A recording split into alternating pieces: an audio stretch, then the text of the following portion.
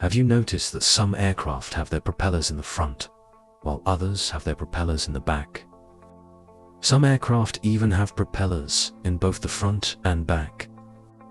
So why are the propellers placed in such different positions?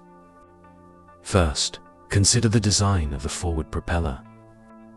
This is the most common installation position, where the engine generates power and drives the propeller through the drive system to pull the aircraft forward. Hence, it is also called drag. Historically, this design has been dominant because the propeller is directly connected to the engine, eliminating the heavy drive shaft, which reduces the weight of the aircraft, an important factor in early aircraft design. However, the downside of this design is that the airflow created by the propeller can cause turbulence in the fuselage, affecting stability and reducing passenger comfort. In addition, flying an aircraft requires more technology.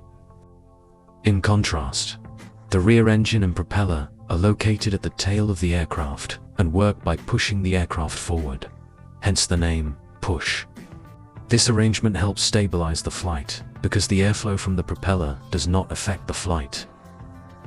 In addition, the rear propeller also allows for additional equipment to be installed at the nose of the aircraft.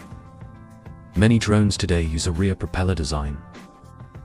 However, the rear engine can make the aircraft more difficult to control because the propeller is too close to the tail, which can easily cause greater yaw and pitch.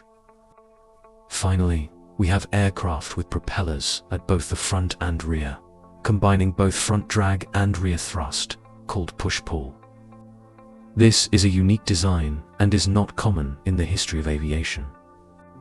This design helps to balance the aerodynamics of the aircraft, reduce airflow turbulence, noise, and vibration, improve stability and passenger comfort.